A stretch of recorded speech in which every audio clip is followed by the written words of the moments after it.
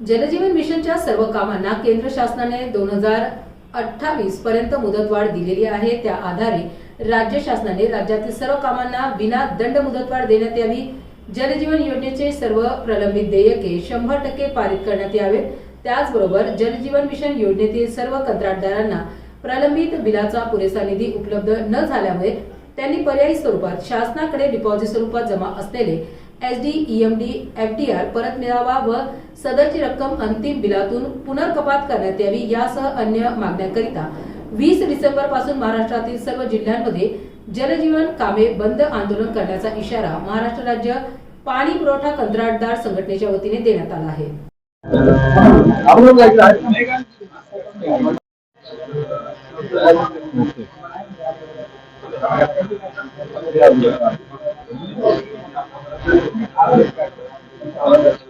जीवन मिशनची 35 जिल्ह्याच्या उपस्थित बैठक पार पडली। सदर बैठकीमध्ये जवळपास 5 मागण्या आमच्या महत्त्वाच्या राज्य शासनाकडे आम्ही ठेवल्यात। त्या देयकाच्या बाबतीत महत्त्वाची महत्त्वाची माहिती, त्यानंतर मुदतवाढ आहे, त्यानंतर प्राइस एस्टिमेशन आहे, म्हणजे जे एस्टिमेट केले ते चुकीचे केलेले आहेत एस्टिमेट, त्याबाबत जे आहे त्याच्यावर मागणी केलेली आहे शासनाने।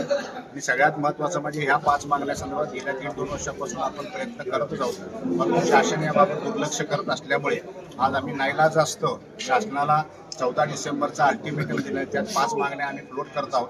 त्या गुलाबराव पाटील साहेब आणि केंद्रात सुद्धा पाठवणार आहोत आजच्या, आणि विधानसभेचं अधिवेशन 8 डिसेंबर पासून चालू होणार आहे। 14 डिसेंबर पर्यंत या मागण्यावर सकारात्मक विचार न झाल्यास 20 डिसेंबर 2025 पासून राज्यातील जलजीवन विकास कामं सगळ्या कंत्राटदार बंद करण्याचा निर्णय आम्ही एकमुखाने घेतलेला आहे। कोणत्या मागण्या आपल्या? मागण्या कोणत्या?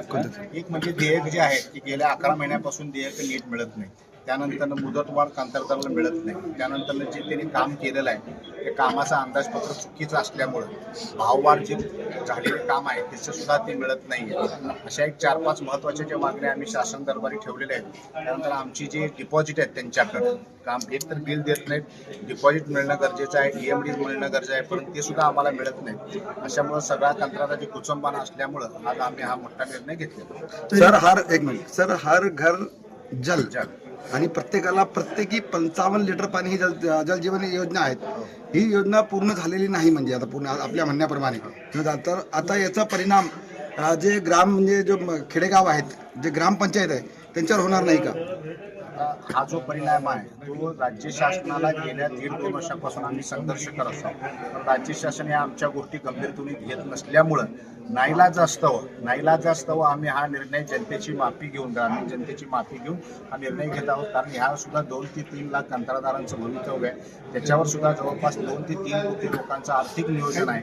यांचं देयकच देत नसतील तरी सगळे यांचं कुटुंबाचं चरितार्थ चालणार नाही, त्यामुळे आत्महत्यासारखे पर्याय गेल्या 3 महिन्यामध्ये 4 आत्महत्या कंत्राटदाराच्या झालेल्या आहेत। आता ग्रामपंचायतला 30 वर्ष शासन 1 रुपयाही देणार नाही, म्हणजे जलजीवन योजनेमध्ये जर त्यांनी काम केलं असेल तर जर काम असे अर्धवट राहिले असेल तर मग त्याचा परिणाम कसा होईल? ग्रामचा काम अर्धवट ठेवण्याची कंत्राटदाराची राज्यातली कुठलीच इच्छा नाही, स्वतःचे पैसे घालून काम करायची आत्ता पण इच्छा आहे, पण गेल्या 9-10 महिन्यापासून शासन दरबारी देयक जी प्रलंबित आहे त्याची रक्कम जवळपास 35,000 कोटी रुपयाच्या वर आहे। एवढी रक्कम शासनाकडनं मिळत नसल्यामुळं हा निर्णय एकमुखाने सगळ्या कंत्राटदारांनी घेतला। जर शासनाने आम्हाला आश्वासन दिलं की इथून पुढे 15 दिवसाच्या आत आम्ही देयकाच्या बाबतीत सकारात्मक निर्णय घेऊ, तुमच्या अडीअडचणी दूर करू, तर आम्ही पुढचा निर्णय 14 डिसेंबरच्या बैठकीत आम्ही घेऊ शकतो। मध्ये शासनाने 400 करोड रुपये दिलेले आहेत असं अजित पवारांनी डिक्लेअर केलं होतं। 400 करोड रुपये जलजीवनचे जे अभियंते आहेत काम केले त्यांना नाही, शासनाने आम्हाला पैसे गेल्या 11 महिन्यामध्ये काहीच दिलेलं नाही, फक्त 10% रक्कम दिलेली।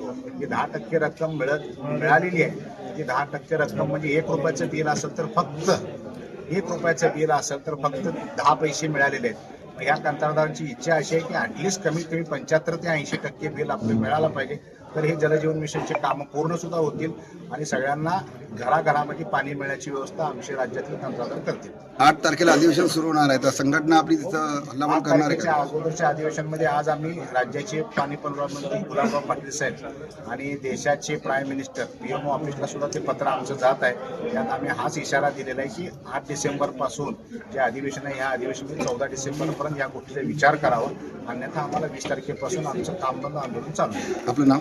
मिलिंद मधुकर भोसले, राज्य कंत्राटदार महासंघ अध्यक्ष, राज्य अभियंता संघटना अध्यक्ष आणि महाराष्ट्र राज्य पाणी पुरवठा संघटना अध्यक्ष. थँक्यू.